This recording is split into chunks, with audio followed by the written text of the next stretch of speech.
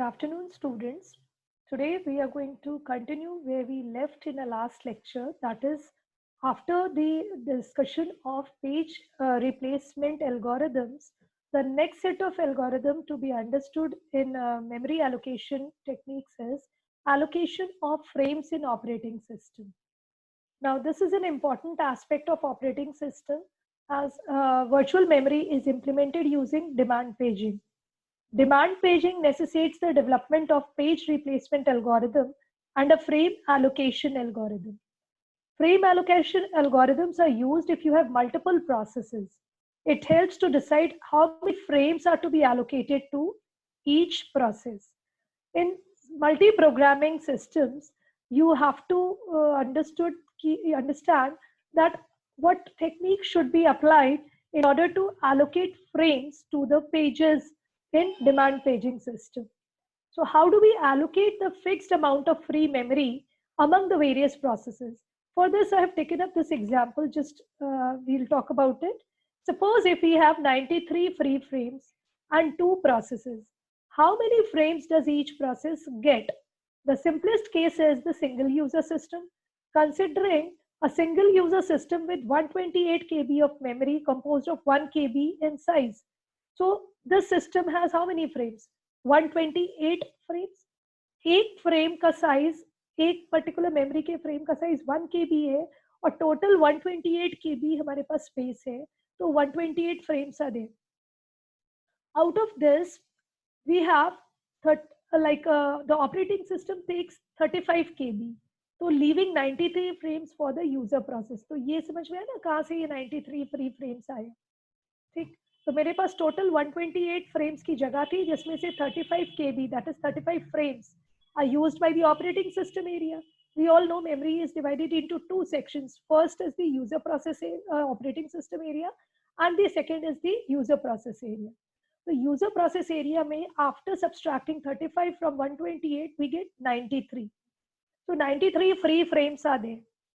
Under the pure demand paging, all 93 frames would be initially put on free frame list. When a user process started its execution, it would generate a sequence of page faults. The first 93 page faults would all get 93 frames from the frame list. ठीक, अब उसके बाद जब 94th आएगा, तो वो जो 94th page allocation होगा उसमें आपको हिट भी मिल सकता है और आपको मिस भी मिल सकता है, दैट इज पेज फॉल्ट भी हो सकती है. So when the free frame list was exhausted, a page replacement algorithm would be used to select one of the 93 in-memory pages to be replaced with the 94th one, and so on.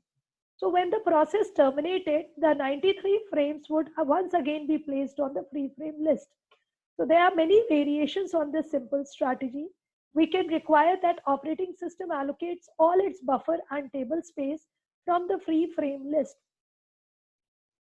When the space is not used by the operating system, it can be used to support user paging. We can try to keep 3 free frames reserved on the frame list at all times. तो अगर 93 में से 3 frames को अगर मैं reserve category में डाल दूं, तो मेरे पास बचेंगे कितने free frames? 90 frames would be left out. So when a page fault occurs, there is a free frame available to page into. While the page swap is taking place, a replacement can be selected, which is then written to the disk as the user process continues to execute.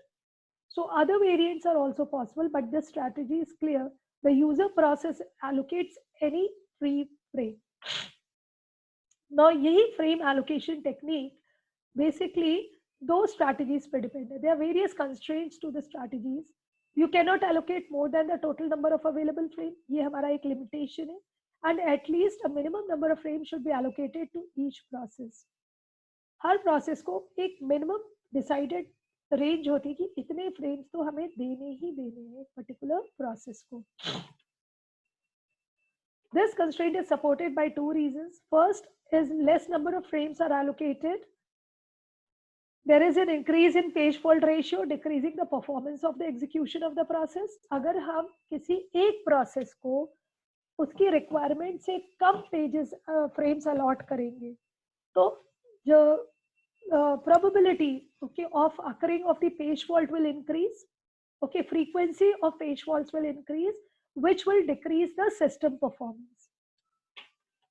Secondly, there should be enough frames to hold all the different pages that any single instruction can reference. So in the next part, we'll see the frame allocation algorithms. Now there are two ways. One is equal versus proportional algorithm and one is local versus global allocation. तो दो techniques हमने बात करी है इसमें, इस session में. Equal versus prepositional. Now proportional और इक्वल में, एक इक्वल कहता है कि जितने भी फ्रेम्स है और जितने हमारे कॉम्पीटिंग प्रोसेस है उनको डिवाइड कर दो, हर एक प्रोसेस को equal number of frames allot कर दो. That is equal allocation.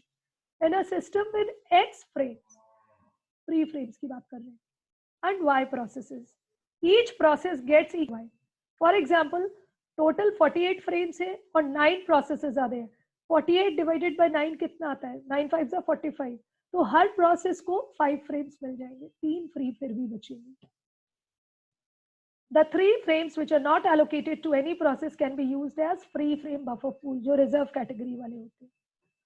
Disadvantage equal proportion का क्या है? In systems with processes of varying sizes, it does not make much sense to give each process equal frame. हो सकता है कि कोई ऐसा मेरा छोटा सा प्रोसेस हो जिसको 5 फ्रेम की जरूरत ही नहीं, ऐसा भी तो हो सकता है.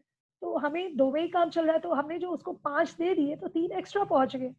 और at the same time out of 9 processes in multi programming, तो कोई एक प्रोसेस ऐसा हो सकता है जिसका 5 से कोई मतलब ही नहीं है, जिसको कम से कम 12 फ्रेम चाहिए थे और किसी के पास 2 ही में काम चल रहा है, 3 एक्स्ट्रा पहुंच गए. तो this is the disadvantage of equal allocation technique. Allocation of a large number of frames to a small process will eventually lead to the wastage of large number of allocated unused frames. So this is a disadvantage. इसी का solution है proportional allocation. Proportional allocation कहता है कि जितनी मेरा size है proportionately मुझे number of frames allot करिए. ठीक है, अगर मेरी रिक्वायरमेंट ज्यादा है, मेरा प्रोसेस का साइज बड़ा है, तो मुझे ज्यादा नंबर ऑफ फ्रेम्स एलोकेट किए जाए एज कंपेयर टू अगर मेरा साइज छोटा है प्रोसेस का, तो मेरे number of frames allocation should be lesser. Frames are allocated to each process according to the process size. For a process Pi of size Si, the number of allocated frames should be Ai is equal to Si upon S into M. ये कुछ formula है, where S is the sum of the sizes of all the processes, capital S, and M is the number of frames in the system. For instance, system with 62 frames, so M की value हो गई 62. There is a process of 10 KB, size of one process Si, and another process 127 KB. तो इसका proportion निकालने के लिए क्या करेंगे? 10 KB upon 128 KB, 137 KB. ठीक है, मल्टीप्लाइड बाय 62, तो क्या आएगा आंसर? 4. मतलब इस प्रोसेस को 4 फ्रेम्स देना है and the other process will get proportionately 127 by 137. ठीक है, multiplied by 62, that is 57 frames. तो जो प्रोसेस बड़ा है 127 KB का, उसको ज्यादा फ्रेम्स दिए, और जो प्रोसेस छोटा है 10 KB का, उसको 4 ही फ्रेम दिए. तो टोटल करोगे अगर 57 और 4 का, तो आपका आएगा 62. ओके, लगभग 61. 7 3 10 11 5 61. 1 frame will be still free in the pool buffer. So advantage इसका क्या है? All the processes share the available frames according to their needs rather than equally. So this comes out to be as a better approach in frame allocation technique. Proportional approach is better than equal allocation technique. Next, I am talking about global versus local allocation. The number of frames allotted to a process can also dynamically change depending on whether you have used global or local replacements. Now we'll see what is it. Local replacement says when a process needs a page which is not in the memory, it can bring in the new page and allocate it to a frame from the own set of allocated free frames only. Okay, हम अपने ही जितने frames है उसी में adjust करेंगे. ठीक है, मेरे को 5 फ्रेम अलॉट किए गए, अगर मुझे किसी छठे या 7वें फ्रेम की पेज की जरूरत है, कुछ और पेजेस चाहिए जो उतने फ्रेम में नहीं आ सकते, एक फ्रेम 3 पेज का एक फ्रेम है, 5 फ्रेम अलॉट किए, तो एक बार में 15 पेजेस आ सकते हैं.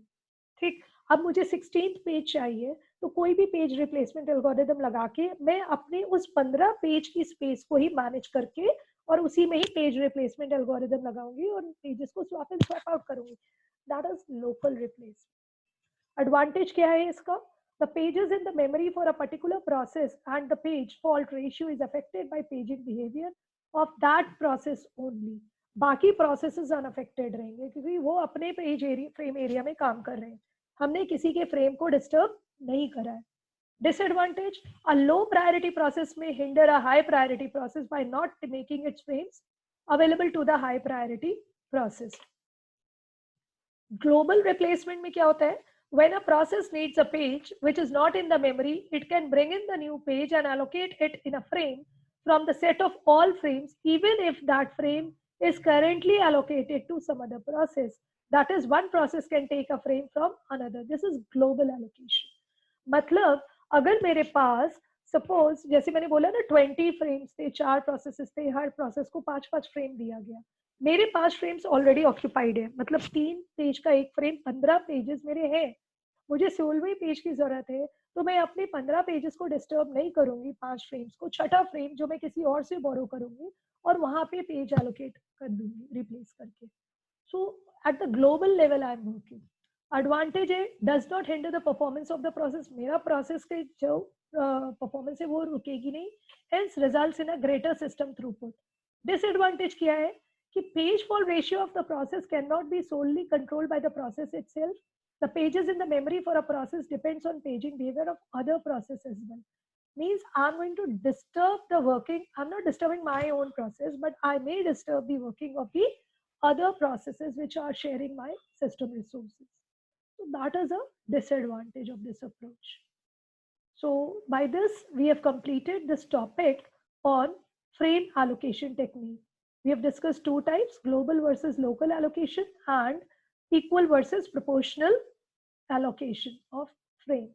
This is a very important topic, which is in continuation to the page replacement algorithms that we have discussed in the last lecture. I hope the subject is clear to all of you. That's all for today. Thank you.